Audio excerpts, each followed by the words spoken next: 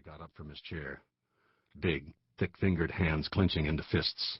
Every eye in the pub was on him, every breath held. Amanda glanced from Fuchs to Humphries and back again. She looked close to panic. She was a strikingly beautiful woman, with a wide-eyed, innocent face and lusciously curved figure that made men fantasize and women stare with unalloyed envy. Even in a plain white jumpsuit, she looked utterly stunning. "Lars," Amanda whispered, "please." Humphries raised both hands, palms out. "Perhaps I phrased myself poorly. I didn't come here for a fight." "Then why did you come?" Fuchs asked in a low growl. "To give you a wedding present," Humphries replied, smiling again. "To show that there's no hard feelings, so to speak." "A present?" Amanda asked. "If you'll accept it from me," said Humphries. "What is it?" Fuchs asked. "Star Power 1. Amanda's china blue eyes went so wide that white showed all around them. "The ship?" "It's yours if you'll have it. I'll even pay for the refurbishment necessary to make it spaceworthy again." The crowd stirred, sighed, began muttering. Fuchs looked down at Amanda, saw that she was awed by Humphries' offer. Humphries said, "You can use it to return to the belt and start mining asteroids. There's plenty of rocks out there for you to claim and develop." Despite himself, Fuchs was impressed. "That's very generous of you, sir." Humphries put on his smile again. With a careless wave of his hand, "You newlyweds need some source of income. Go out and claim a couple of rocks, bring back their ores, and you'll be fixed for life."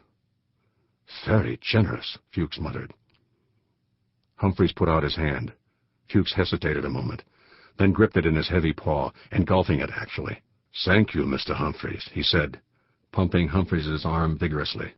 "Thank you so much." Amanda said nothing. Humphries disengaged himself and, without another word, walked out of the bar. The crowd stirred at last and broke into dozens of conversations. Several people crowded around Fuchs and Amanda, congratulating them, offering to work on their craft.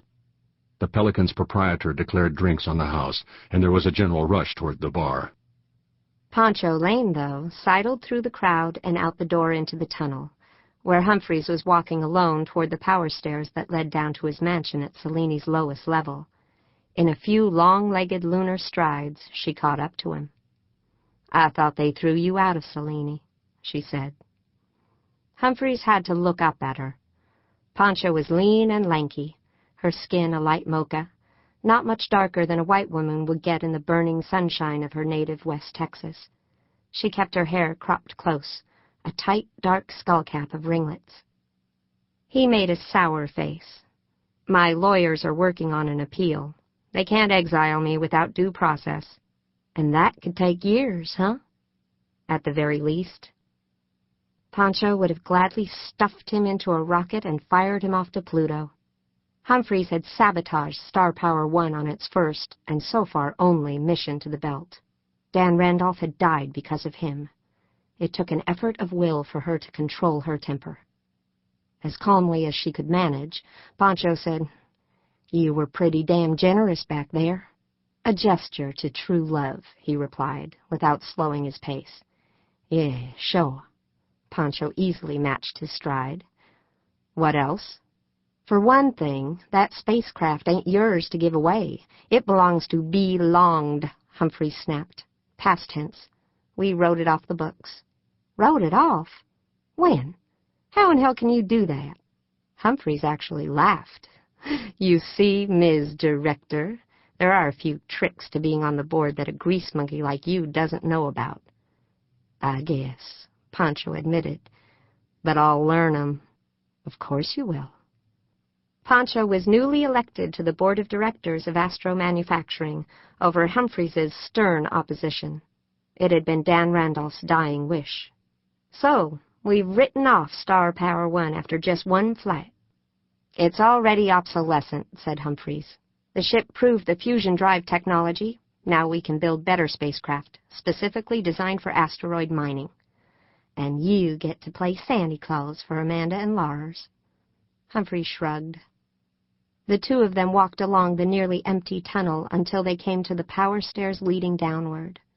Pancho grabbed Humphries by the shoulder, stopping him at the top of the moving stairs. "I know what you're up to," she said. "Do you?" You figure Lars will go batting out to the belt and leave Mandy here in Selene. I suppose that's a possibility, Humphries said, shaking free of her grip. Then you can move in on her. Humphries started to reply, then hesitated. His face grew serious. At last he said, Pancho, has it ever occurred to you that I really love Amanda? I do, you know. Pancho knew Humphries's reputation as a womanizer. She had seen plenty of evidence of it. You might tell yourself that you love her, Humpy, but that's just because she's the only woman between here and Lubbock that won't flop into bed with you. He smiled coldly. Does that mean you would? In your dreams. Humphries laughed and started down the stairs. For a few moments Pancho watched him dwindle away. Then she turned and headed back toward the Pelican Bar. As Humphries rode down to Selene's bottommost level, he thought, Fuchs is an academic, the kind who's never had 2 pennies in his hands at the same time. Let him go out to the belt. Let him see how much money he can make and all the things that money can buy. And while he's doing it, I'll be here at Amanda's side. By the time he reached his palatial home, Humphries was almost happy. Data Bank, the Asteroid Belt. Millions of chunks of rock and metal float silently, endlessly through the deep emptiness of interplanetary space. The largest of them, Ceres, is barely 1,000 kilometers wide. Most of them are much smaller, ranging from irregular chunks a few kilometers long down to the size of pebbles. They contain more metals and minerals, more natural resources than the entire Earth can provide. They are the bonanza, the El Dorado, the Comstock lode, the gold and silver and iron and everything else mines of the 21st century. There are hundreds of millions of billions of tons of high-grade ores in the asteroids. They hold enough real wealth to make each man, woman, and child of the entire human race into a millionaire, and then some. The first asteroid was discovered shortly after midnight on January 1st, 1801, by a Sicilian monk who happened to be an astronomer. While others were celebrating the new century, Giuseppe Piazzi was naming the tiny point of light he saw in his telescope Ceres, after the pagan goddess of Sicily. Perhaps an unusual attitude for a pious monk, but Piazzi was a Sicilian after all. By the advent of the 21st century, more than 15,000 asteroids had been discovered by earthbound astronomers. As the human race began to expand its habitat to the Moon and to explore Mars, millions more were found.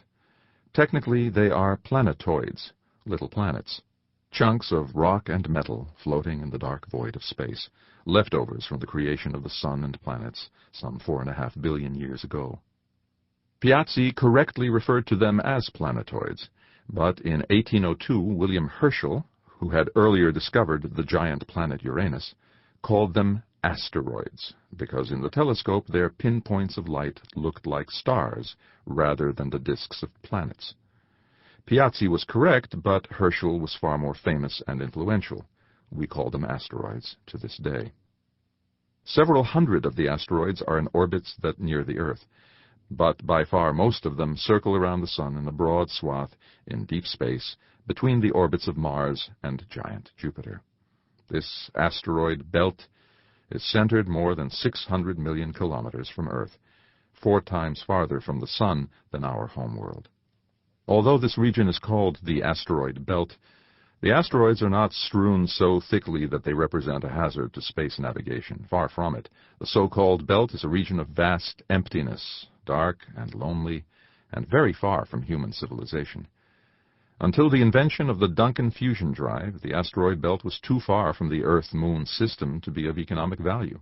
Once fusion propulsion became practical, however, the belt became the region where prospectors and miners could make fortunes for themselves or die in the effort. Many of them died. More than a few were killed. 3 years later. I said it would be simple, Lars Fuchs repeated. I did not say it would be easy. George Ambrose, Big George to everyone who knew him, scratched absently at his thick red beard as he gazed thoughtfully out through the window of Star Power One's bridge